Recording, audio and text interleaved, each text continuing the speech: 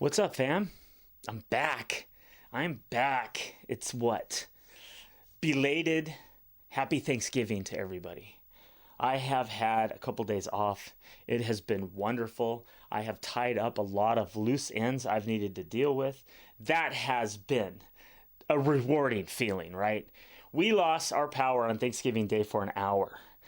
And I had a new petcock for the big monster generator I got in a bag, and I was able to put it on and get the generator fixed, and that started a ball rolling where I took care of a whole bunch of loose ends. I started saying, I'm gonna get this, I'm gonna get that, I'm gonna get the smog check done on the truck, I'm gonna go get the oil change done on the other truck, I'm gonna go do this, I'm gonna replace the garbage disposal, I'm gonna and it was a rolling downhill, feeling good. Rolling downhill but feeling uphill. No. Rolling, yeah, whatever, dude. Loser. So anyway, I got a new song here, Grave Dancer, The Strongest Stuff. I think the channel is called Western as Fuck, like that. But when I came across the thumbnail of this dude, I had to listen. I don't know anything about the channel. I don't know anything about the singer. I don't know his name. I don't know the song. I don't know anything other than the thumbnail. And this guy looks like he's been rode hard, put away wet. You know, that's a horse term that we used when we were kids, you know, because we did the horse camp thing and my parents were horse people and, you know, you rode them hard and you put them away frothy. How about this? Since we didn't say it about the turkey, we'll say it about the horse. Frothy and moist. The horse. Dude, that took moist times 10. Moist. Anyway, let's listen to this song. I wrote this song when I was, fuck, I don't even know how to fucking squash the story down. That's how I feel. I dropped out of high school and joined the army and ended up spending some time in Afghanistan. Just did like the one deployment, 2 tours back to back in one, and it really fucked me up for about the next decade. And some of these guys I served with did like 3, 4 deployments. Like so many dudes just like stayed in and kept going. So this song was about my attempt at not giving in. You know, a lot of guys I served with have checked out of their own accord. Wow. It's kind of an epidemic in our culture. So yeah, this was my attempt at kind of shouting out into the darkness that, like, hey, anybody. You know what? Us little people, we're on our own in this country. Especially the working class. We're on our own. They don't give a fuck about us. Straight up. Like, they don't. You can serve your country. You can see shit that you'll never recover from. And you won't be given a pot to piss in either for it, for your duty, for your service, you know, to the country. You're treated like crap. And, you know, I've got a buddy that's got a kid, you know, about that age, getting out of high school, been hoorah their whole life. And I don't get it. I don't understand, you know. I'm not going to say anything, but I wonder why. I wonder why in 2022, when those who are awake know what we know, why? Not me. Not me. And I can understand how some of the people following my channel would have a big disagreement to that, but I look into a lot on a lot of different topics, and knowing what I've learned, hell no, right? I'd love to tell you more, but I can't. So let's just hear the song. Just out there feel this way. I'm not gonna give up if y'all don't give up. Life isn't about to be what it used to be. It's gonna be different now, and trauma has happened, and you can't expect to get back to a place you used to be. It's about getting back to like finding the joys that are still there in life and picking those out. It's like literally survival, you know. You get out, you get to come home, and now the real battle begins, you know, trying to get over all those inner demons and the things you saw and the things you felt and heard and whatever. And who knows what kind of traumatic shit somebody like this guy has seen. Because when I'm looking into his eyes, I see pain. I see struggle. You know, I see somebody that needs to be given some shit, not drugs. He needs to be given some things to make his life easier. I think, as soon as I say that, I wonder. I mean, I think more than anything monetary, it's that relationship with the good Lord. That's the only thing, I think, because there's that hole in your heart, you know, that can only be filled by one thing. You know, and what does the Bible say? If you thirst for water and you try to get it from the world, you'll never be quenched. And that's what I'll say. It's like drugs or drug addiction or addiction to pornography. You'll always thirst for more, you know, and you'll always need more. And let's listen to the song. It's a choice. It's a daily choice to want to keep Living. To keep on keeping on. Boy. Beautiful guitar. Well, I don't want help exactly, just anything to distract me. Play dumb, I've got a wound that never bleeds, and I'm tough as nails. I've got a wound that never bleeds. Wow. It hurts. It hurts all the time. Wow. There's out here where I live, there's a store I go into, and I've mentioned it before. This person has cuts all over their arm, and they're so stacked up all over their arm that it honestly looks like the arm could be made like of chunks of wood, or you know, for those of you dudes that follow knife making, you know, when they glue the leather handle pieces together, that's what this person's arms looks like, all the way, both arms. And then they're like, the cross sections aren't even because some of the scars are so major, and I can't even imagine I mean, to me, it feels, the only way I can relate to that is oppression, like a satanic kind of oppression that makes you go that far to find it. And I've said before in videos, I was in a dark place in my life. If you've seen the picture of me with the 5-foot rattlesnake head in my teeth with no hands, look, Mom, I was in a dark place at that time, and I would occasionally, you know those ones that are serrated? I used to like the pain.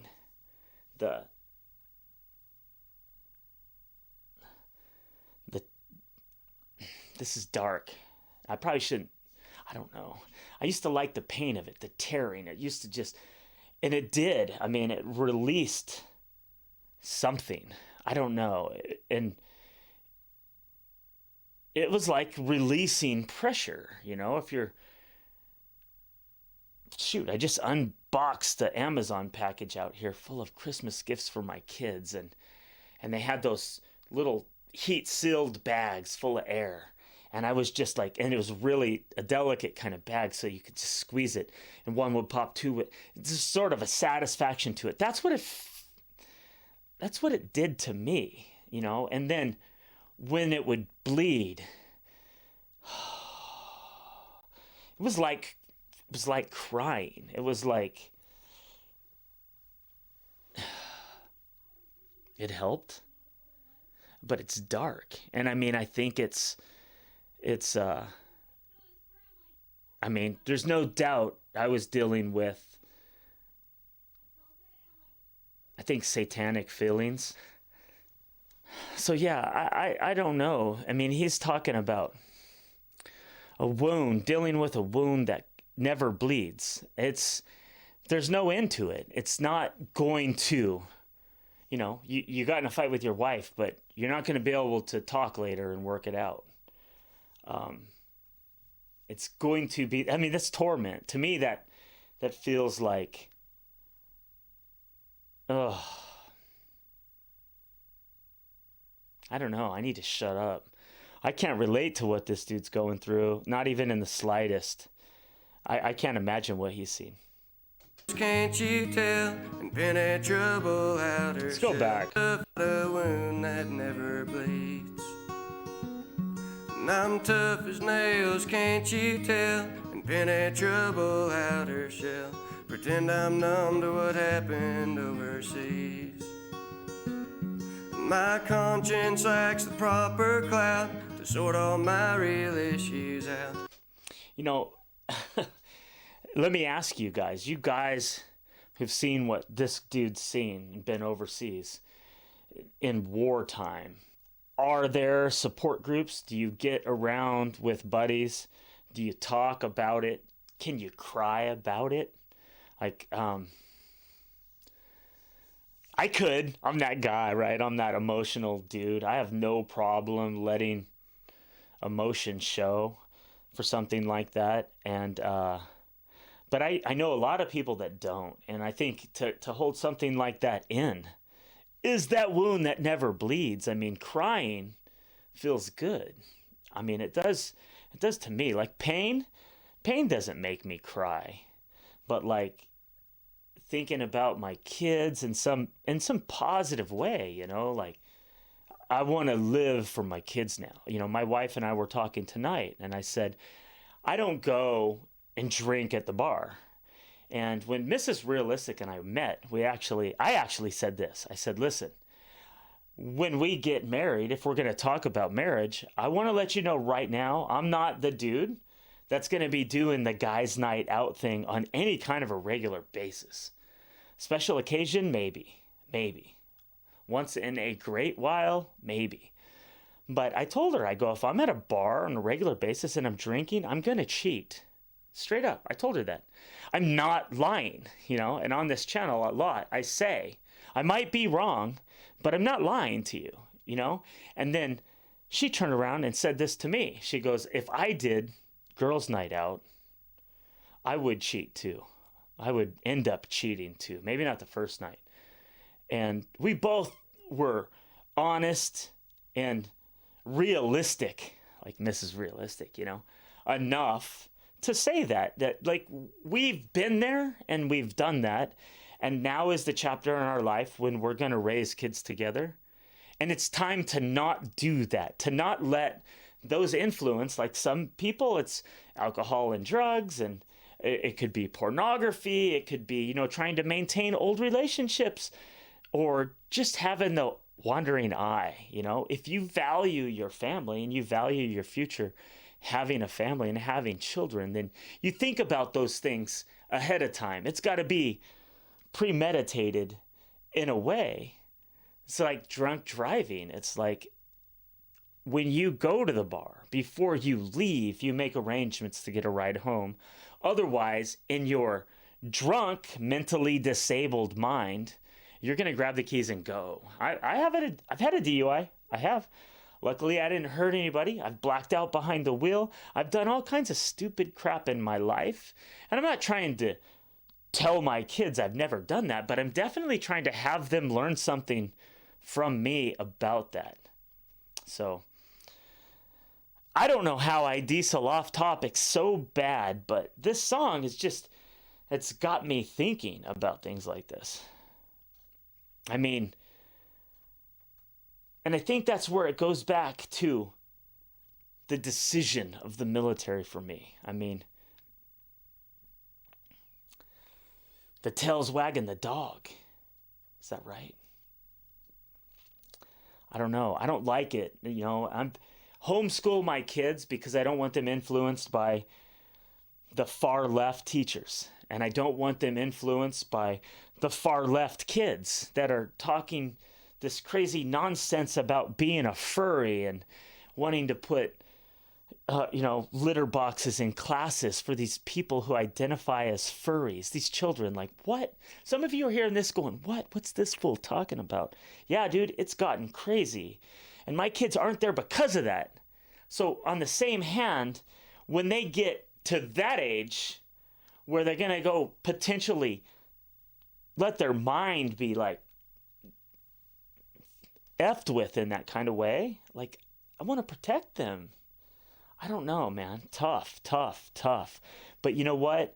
That alone is enough reason to thank the hell out of everyone that's ever fought. But, now by voting, if we have a chance, I can't say anything on this platform that won't be a problem in some way. But you guys know what I mean. Let's just watch this. The more I grasp, the more I squeeze.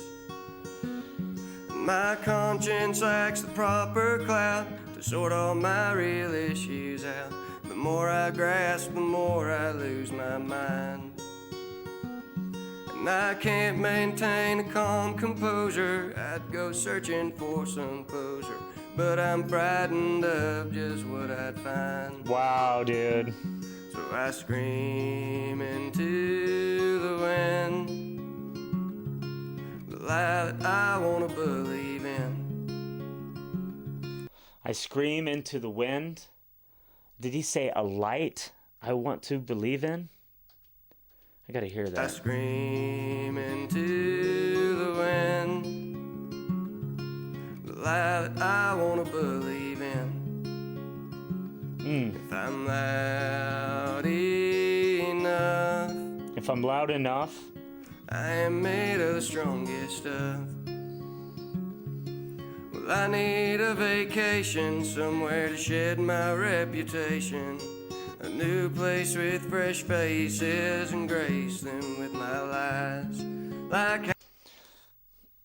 I need a vacation to shed my reputation. I need to find a place to grace them with my lies? Is that what he said? Vacation, somewhere to shed my reputation.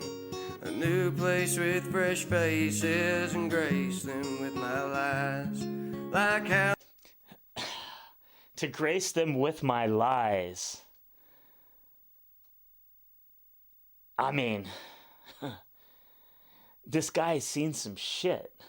And some of you guys watching this know. You probably know what he's seen. I can guess what he's seen. And some heinous shit. There's some heinous shit going on in the world. And, I grew up as a Christian, in the church. And since then, I've had my questions. Jesus said this, but then Paul said this. And then there's the lost gospels, and who took those books out? And then they were found thousands of years later in Qumran. And those books are amazing. What does the establishment want us to know? I don't trust them. I mean,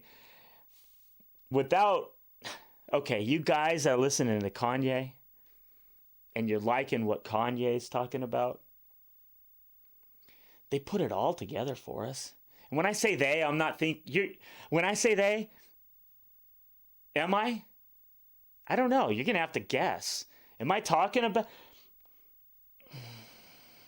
We've been controlled since the beginning, and that even comes down to that Bible. So I think the circle that I've been in has brought me back to this place where there's nuggets of truth in that Bible beyond belief. And when I hear one, and when I get revealed knowledge, when I get a revelation understanding of it, then I know God planted that in me, and those are the things that I hold on to. Some of the things that Paul said, I don't know. You know, the stuff in that Old Testament, it ain't literal. There's a lot of stuff that's not literal there. I'm sorry. And some hardcore dogmatic people, they try to debate that maybe, but not with me. I don't care to do it.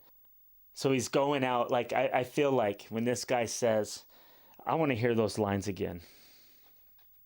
Somewhere to shed my reputation, a new place with fresh faces and grace them with my lies. Like how my drinking days are over, and it's been years since I've been sober. Since the You know what? Don't lie. Don't lie. Lying, you're never going to get help from lying. You got to be honest with yourself, and you might as well be honest to other people. You know, and we all been in that situation where we want to say, it'd be like me on here saying, you know what, I don't drink because we don't drink. I'm not against having a beer once in a while, but I don't drink because I don't want to start drinking every day.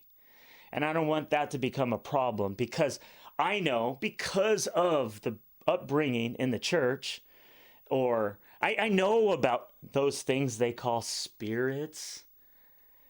They can become a part of your life, and down the road, you could not recognize your life the way it was anymore. And that being my family, it's not worth it to me to take that chance. So this guy's lyrics are just heavy, you know, saying he's not a drinker anymore, but he has to drink to try to deal with the burden that he's carrying from the military, because he can't talk about it because he's busy going out telling lies, putting on a smile like that rodeo clown, you know. Who wants that job? You know, a guy like him, this guy actually looks like he could be a rodeo clown, you know, with that big beard, painting that smile on, that fake facade of smile, and yet doing something that's super brave and protecting those bull riders. I wouldn't doubt it if most of those rodeo clowns, cowboys, I wouldn't doubt it if those guys have past experiences like this that are just so hard to deal with that, I don't know. It's this song is intense. Let's go. the war, I can't sleep with them with my lies. Like how my drinking days are over, and it's been years since I've been sober. Since the war, I can't sleep without a little help to close my eyes. I bet. So I scream into the wind, the lie that I wanna believe in. If I'm loud enough, I am made of the strongest stuff. Maybe I am made of the strongest stuff. Screaming, I am made of the strongest stuff. Wow. Bravo. That was good. And like I said, I don't know who this is. The singing, I like him. I'd like to know his name. I don't know anything about this channel. This was great. The song is too short. I think it needs to be twice as long. I think he should add more to this song. But this is definitely one I'd listen to. Yeah. Later. Like I said, thank you if you served, for your service.